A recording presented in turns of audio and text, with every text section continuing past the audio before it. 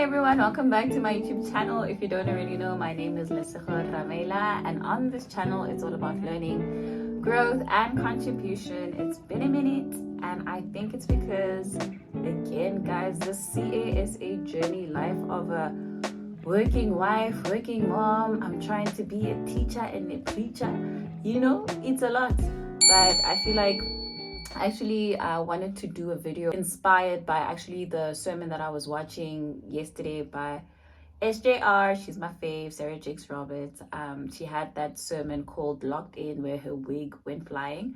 But that moment for me, I think, affected me so much, because it just felt like in that moment she let go of all these things of superficiality. Is that even a word?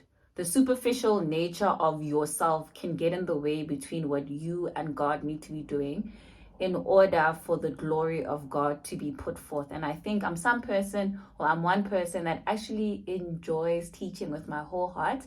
And it made me think about, why did I actually become a CASA, right? Because naturally speaking, I feel like if I was inspired correctly, I think from a young age, especially if you're coming from like a melanin family, aspiring to be a teacher, the first thing they're going to tell you is that it does not pay. Now, I remember my aunt specifically told me, you cannot become a teacher because you're not going to get paid.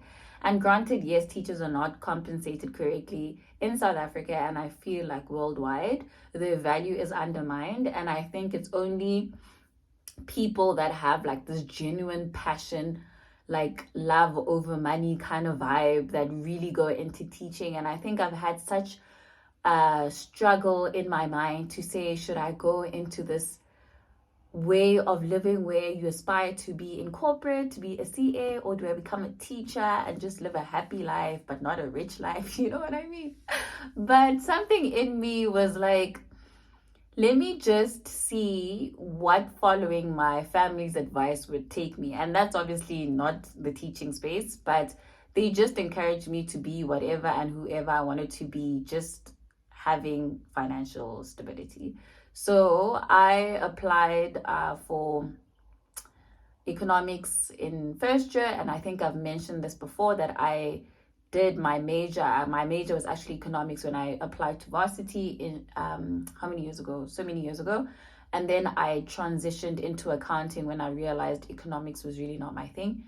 And so I guess I've mentioned this before as well in my channel, that I believe that I didn't pass my postgraduate the first time around because I wasn't sure why, like, people are studying further. Like, you have the degree, why are you going an extra year?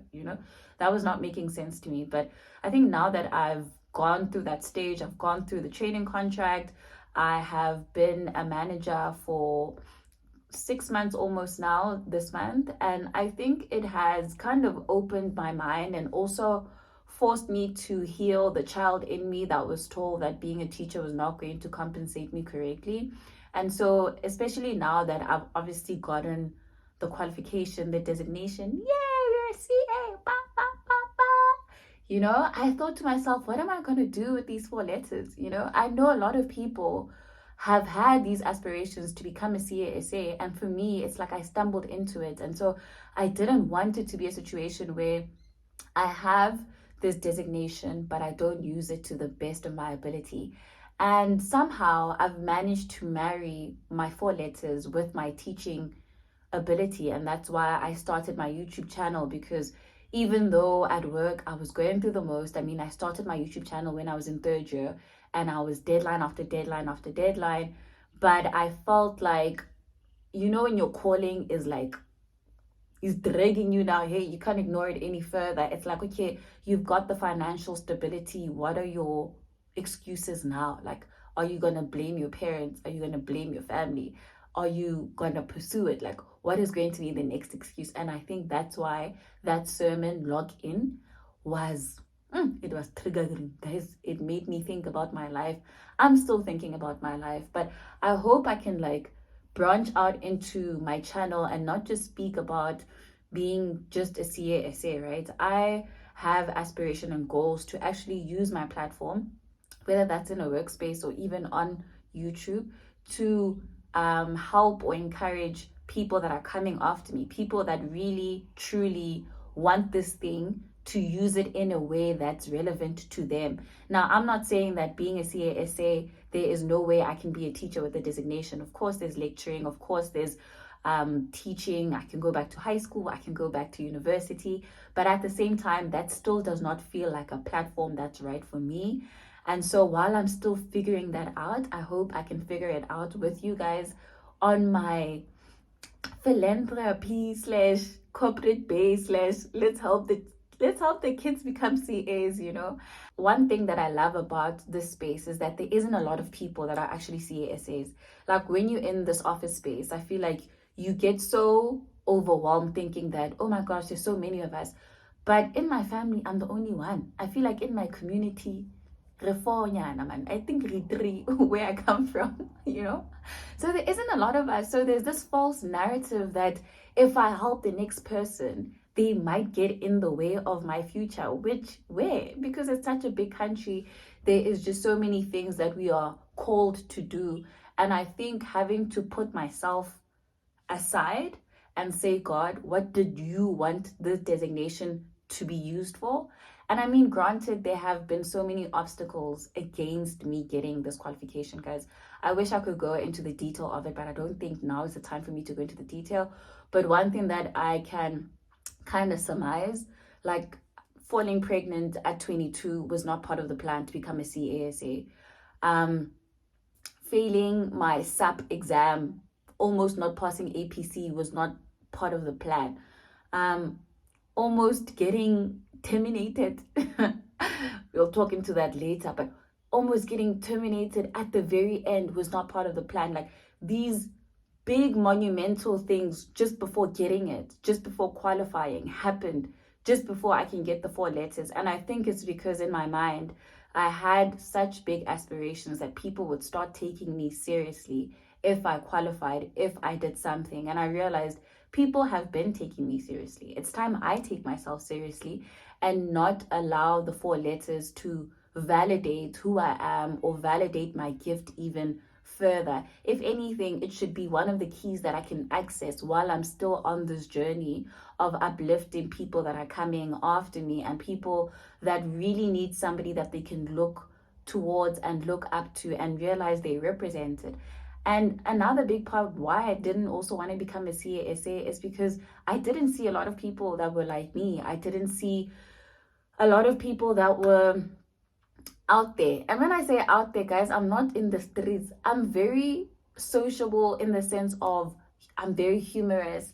I like to not take my life too seriously. And so being in a boardroom, I realize that I sometimes bring like this character that's unusual, but that is so accepted because it's coming from such a good place.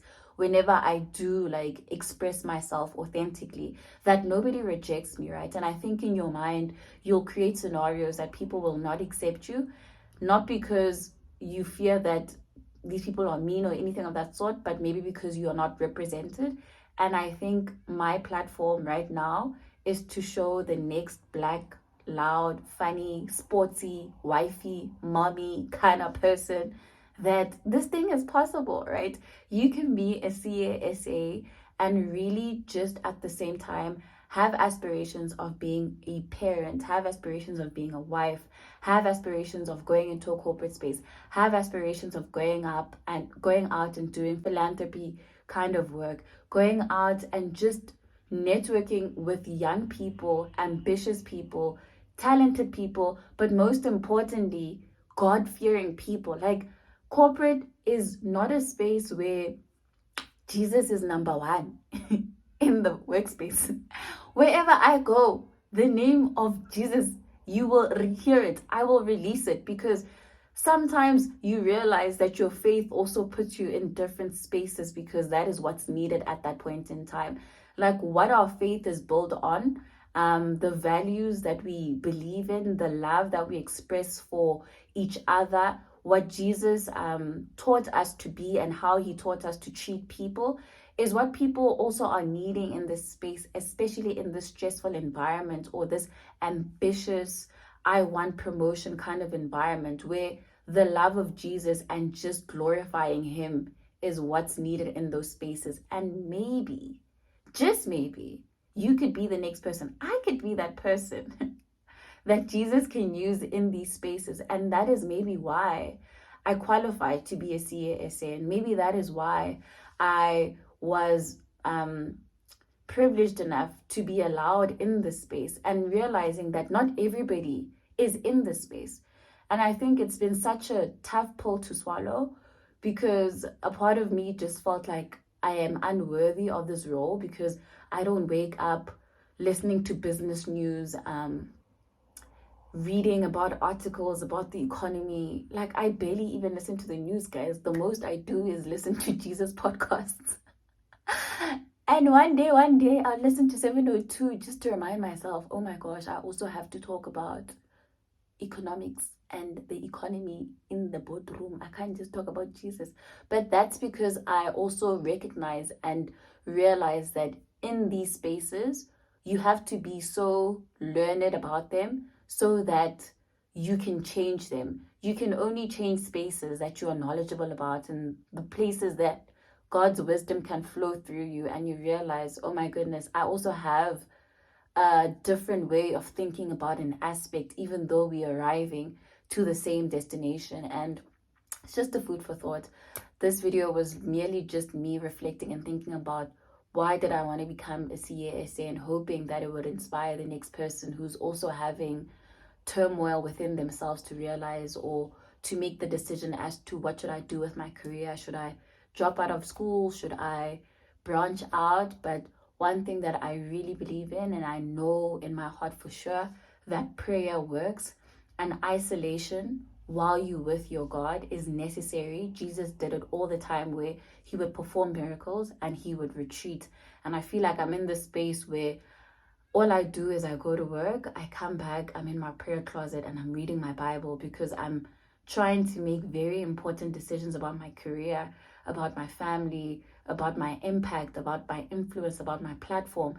And so that requires not a lot of voices from other people, but it requires God to give me the go-ahead. It requires God to be the one that says, my child, this is what I want you to do with your life. This is who I want you to become. And not for me, but for God's glory, not for just my longevity, not just for my success, but for the kingdom of God. And I believe truly in my heart that the things to come, But otherwise, I hope you guys enjoyed this video. Don't forget to like, to comment, to share, and to subscribe. And hopefully I'll see you guys next time.